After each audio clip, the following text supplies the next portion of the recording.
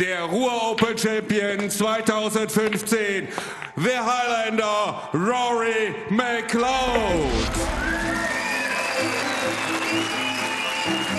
We're obviously very, very proud of Rory. It's fantastic to see him actually win his first ranking title. I'm baffled to really understand why we don't have a lot more Rory Mcleod. He's very, very dedicated to the game and he loves snooker.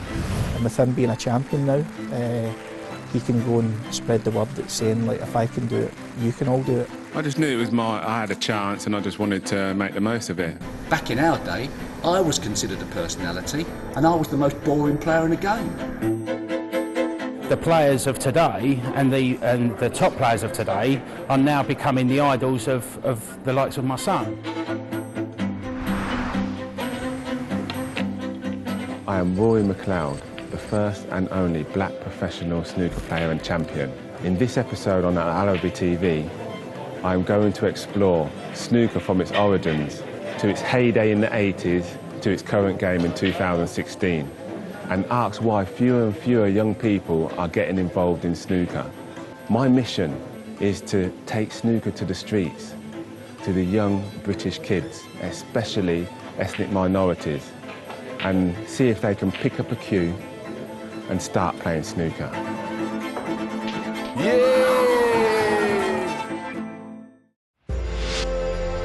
ستتابع هذه الحلقة من روح الفريق مدى انعكاس التعددية الثقافية البريطانية في لعبة سنوكر من خلال متابعة روري مكلاود، وهو بطل سنوكر إنجليزي دخل التاريخ لكونه أول محترف من الأقليات العرقية السوداء في بريطانيا.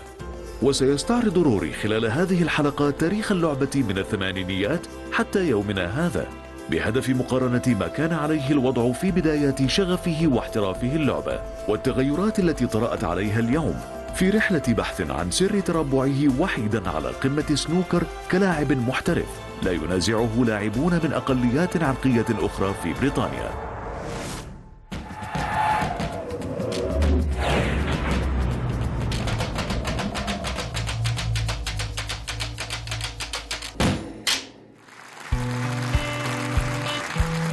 كلاعب من الأقليات العرقية السوداء يعد روري استثناء في عالم اللعبة التي يغلب عليها حضور اللاعبين البيض.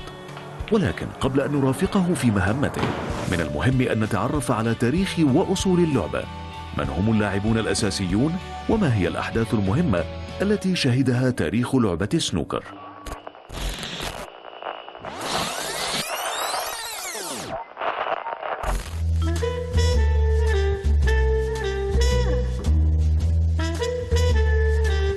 من أشهر الأحداث في تاريخ اللعبة نهائي بطولة العالم في سنوكر سنة 1985 والذي يعرف بنهائي الكرة السوداء.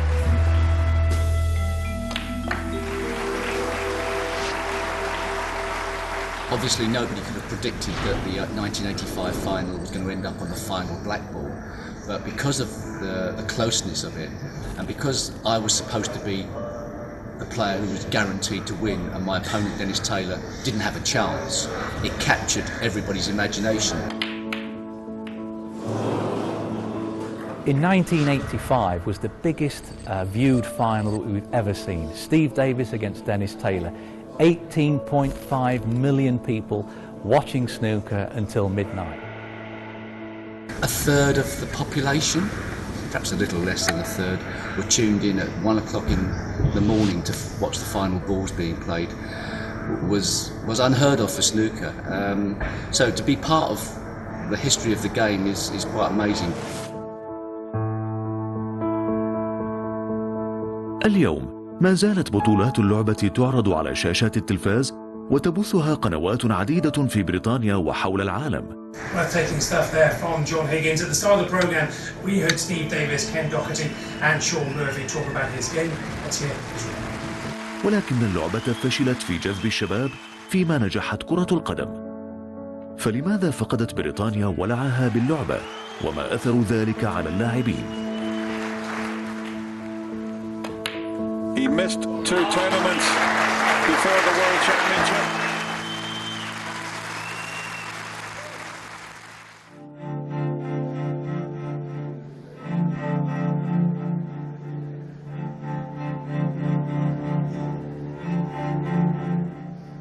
Well, John Higgins breaks off in this opening frame. One of the greatest players who's ever played the game of snooker against Liang Benbo, who got to the final of the UK Championship recently from China. I know but there's not as many people from Britain playing the sport now, young players. So I think maybe you can maybe make it maybe 15, 20 years, and there could be very few now white British snooker players, because the majority will be coming from overseas, China and India. But I think we have to take some responsibility for that. Over the years, snooker has been a sport which has predominantly had a gap from the early 80s when it boomed in the UK. One thing we've got is Steve Davis. Now, every sport needs a Steve Davis. 42, Steve Davis.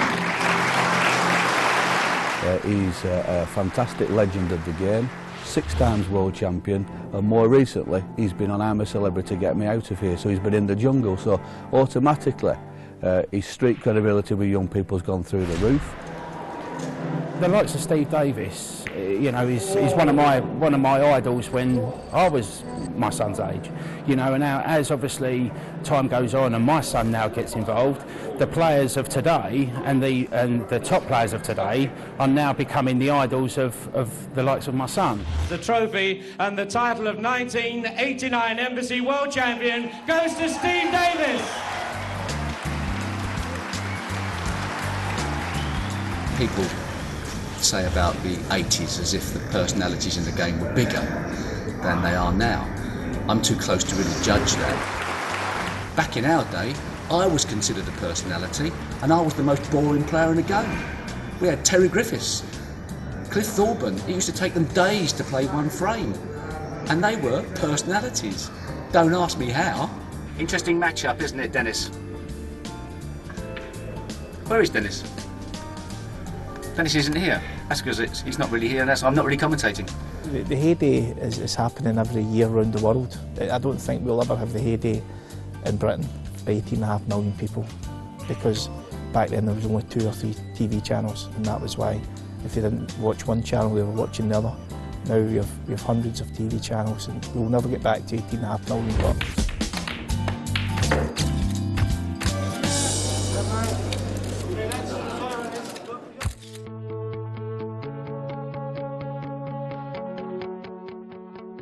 where black players are concerned, I mean, I'm the only black snooker player and have been more or less from day one. Back in the early days when I first started out, there was a couple of other black players, but they seemed to go away. Now, me being the only one, it's a bit lonely and disheartening out there sometimes, but you know, you have to play the game, and when we're out there on our own. We're obviously very, very proud of Rory. It's fantastic to see him actually win his first ranking title this year. You know, Rory's a real tough competitor and deserves every bit of his success. I'm baffled to really understand why we don't have a lot more Rory Mcleods. But he is the only sort of black player on the circuit, and I'm surprised how we don't have a lot more. It was quite a big event. The first black Muslim player to win a major event was obviously a talking point, but we just knew him as a player. But why are we not seeing more minorities around the world? It's really about, you know, snooker was traditionally a UK-based sport.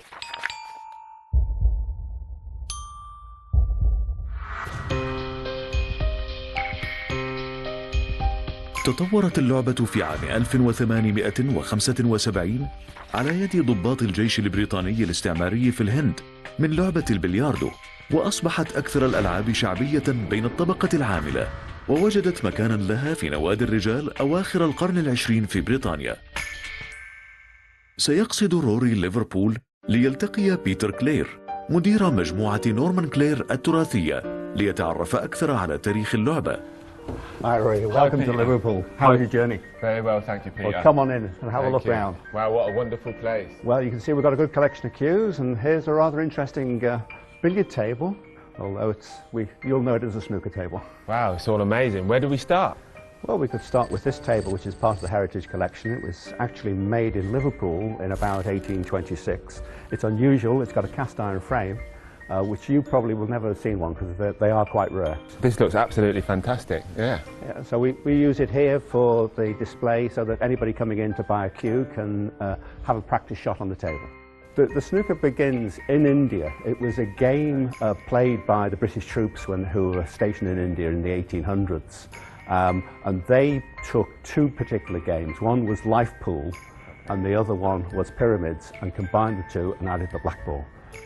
And then on this picture here, I can see that you've got billiards, billiards, billiards, and then snookered. Yeah.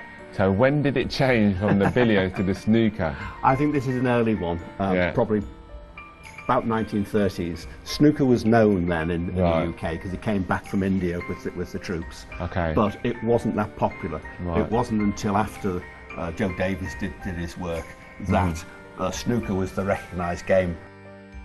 I'm told by my grandfather that we had billiard halls, and after the Second World War there was snooker played rather than billiards. So it was around the 1945. You know, for all these memorabilia, I haven't seen any ethnic minority anywhere. No, I think that's a big problem really for the game. It was a British game, and it was wherever there's been a British influence, but it tended to be the expats if they were in India. It was the British troops playing there. If it was in Australia, Australians tend, the early days were British settlers.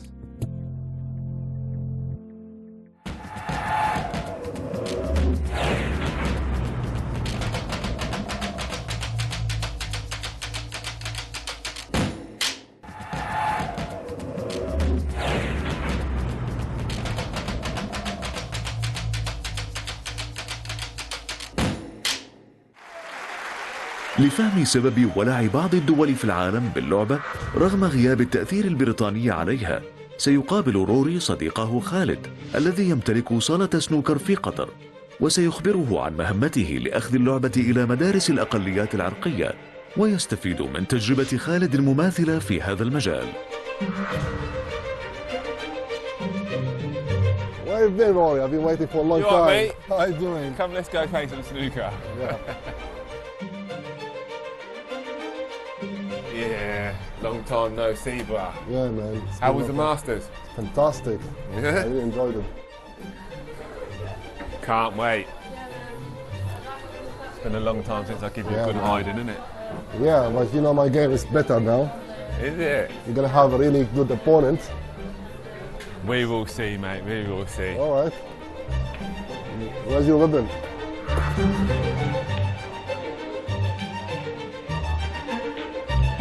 It's all started, Rory, when my older brother bought a small snooker table home, and I picked up the cue and I played for a while, and I loved the game. And since then I started to search for snooker clubs in Doha and Qatar, and there was no many. And I remember there was the Qatar Bowling Center, and they have only 3 tables. And every time I look at the table, I love the game more and more. I came to see you today because I have an initiative that I want to go into schools. I want to put the cue into their hand, especially ethnic minorities. This is a fantastic idea, and I believe it will be the best way and the easiest way to get kids to play snooker. I know you've done something like this in Qatar. Correct. Can you explain a little bit about this? Well, what we've done, we got the opportunity after 2006, the Asian Games in December, and we had plenty of tables. So I decided to take all these tables to the schools. And then I appointed several coaches to visit these schools and try to convince the kids and the parents as well. You have to understand also, before you have to convince the kid, you have to convince the parents to let their kids to play snooker, because you have a lot of competitors like football, volleyball, especially football.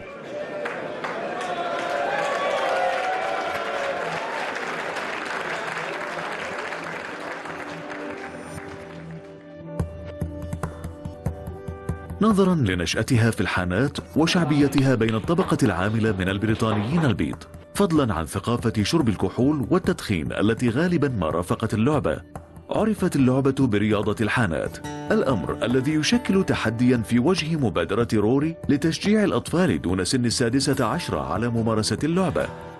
ولكن هل هذا صحيح الآن؟ Historically, snooker is not a drinking game.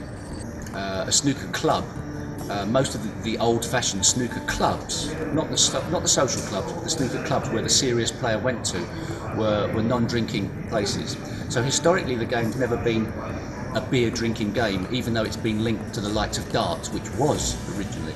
So snooker's never been that way, but people tend to think that beer and snooker and drinking snooker go hand in hand. They don't. I think that the fact that less kids are involved in the game is another problem, and I think it's the fact that there's a bit of a disjoint between parents and kids and what kids are doing. Back when I started, or when I took it up, you know, players were drinking and smoking at the table. Like, they'd have a fag lighting, and they'd have a few fags still lighting in the ashtray, and they'd have pints of lager or drinks. Maybe the stigma is still attached to it from back in the 80s, because any mothers or fathers who were in the 40s or 50s remember the 80s very, very well, and the way the snooker clubs were, but not nowadays. I think we've tried to move away from it, and I think slowly but surely we are.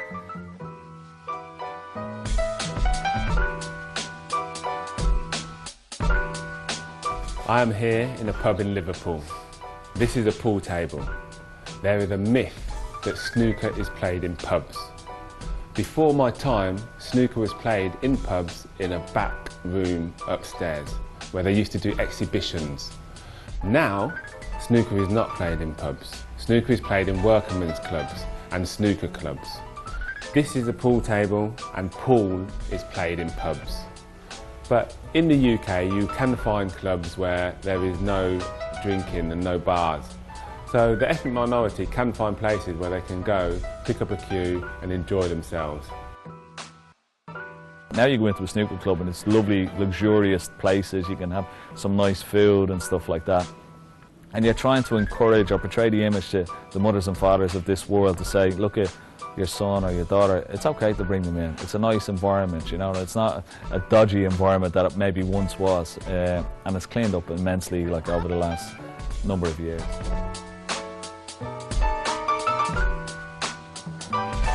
Snooker clubs are a fantastic environment that we all grew up playing in over many, many years, but things have changed. So we thought, if we're struggling to get young people and children into snooker clubs, let's put the snooker clubs into schools. So we created Q-Zone into schools. Well, for us, Q-Zone in school has been an incredible success story. It's something that we've invested in through our world governing body. You know, getting more young people involved in the sport, giving more people an opportunity to play snooker. Well, Q-Zone into schools is the WPBSA, which is the World Professional Billiards and Snooker Association, which Rory is a member of. It is a grassroots development programme. Its main objective is to increase participation in schools using something called functional snooker. Now, functional snooker is a game where we've put symbols on the balls and we've tried to get snooker into maths lessons in schools. So really it's bringing people together that might not be that good at maths and giving them a chance to get better through snooker.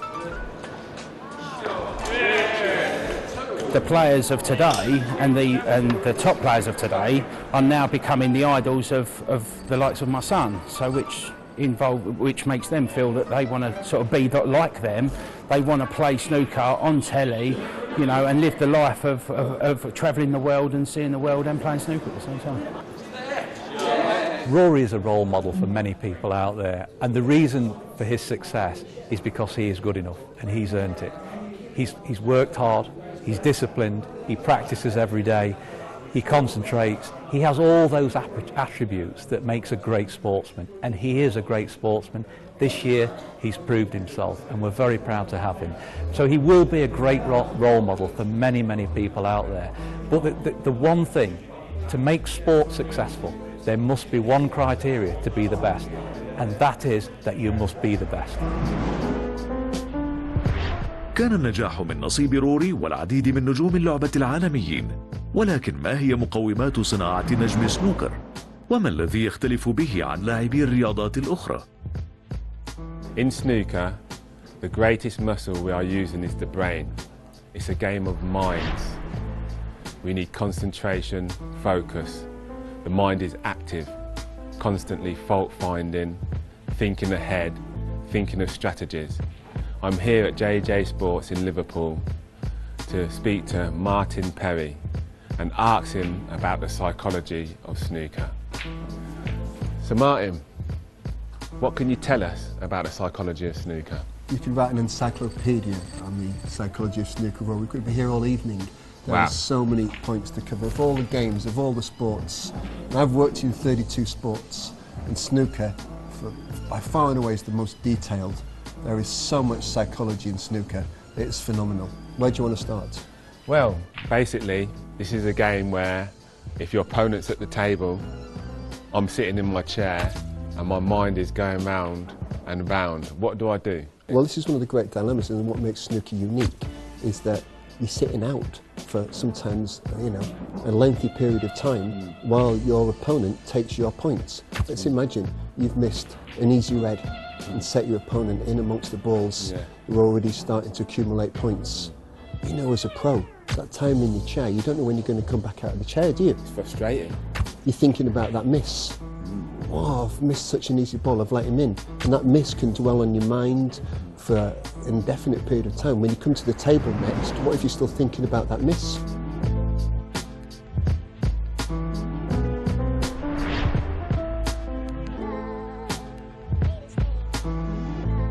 When you come and watch snooker live and you sit in the audience there and the introduction of the players and everybody claps, or when they make a century break or when they make a good shot, everybody claps.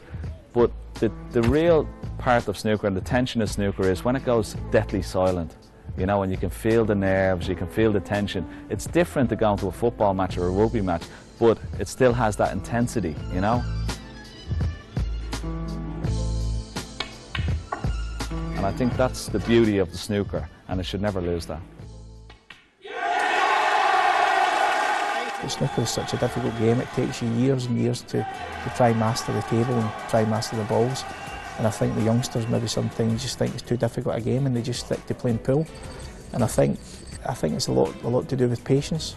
And I think maybe you look at maybe the Chinese culture, they are more patient people, and I think maybe that is why they are so engrossed in snooker.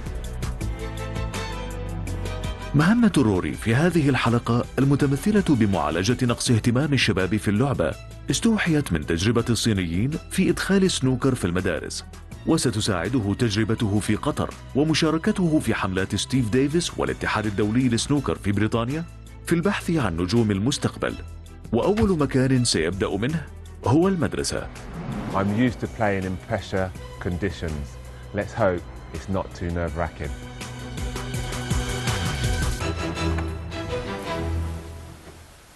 I'm now walking to the classroom and I think the children are going to be very excited. Good morning, everybody. Good morning. My name is Rory Mcleod and I am the only black professional snooker player in the world. The aim of the game of snooker, how many balls on the snooker table? 22 balls, 15 red, 6 colour balls on the snooker table. So, we're going to take a short break now and then I have something exciting for you. Kids are now running to the snooker room. They don't know that we've got a snooker table in there, a big surprise for them. Who wants to play? Everybody. Okay, you said you was the best. Okay, let's see. I'll play you. Let's see how good you are. Okay. No balls inside. Are you unlucky? Right, you know what to do, yeah?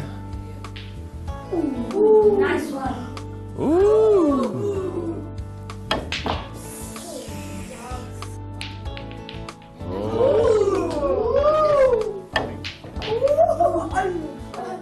Okay, this hand needs to come like this, together here, and make sure that stays together here, okay? Right? And hold that like that, yeah, that's good. Put your chest on it, put your chest on the cue. That's it. And then push that through. That was better, wasn't it? Right, every team gets a signed ball, and the winners gets one each, okay? So, where's the winning team? Line up. Every team line up, so you got 1, 2, 3, 1, 2, 3. Where's the team? So I can see the teams differently. You go get it. one member, come on, one member. Well done. You played very good snooker, yeah? This is for you lot, okay? You put it up somewhere, yeah? مبادرة روري لتشجيع الأطفال من الأقليات العرقية على لعب سنوكر هي طريقة فعالة لإحياء اللعبة التي تشكل جزءاً لا يتجزأ من قلب الثقافة البريطانية الرياضية، وذلك من خلال جعل هؤلاء الشباب المالكين الحقيقيين للعبة في المستقبل، الأمر الذي سيساعد بدوره في ألا تبدو إنجازات روري ماكلاود وكأنها نقطة في محيط، بل بداية لأمواج هائلة من التغيير. Snooker is a game, it is a sport, but to me it's more a way of life.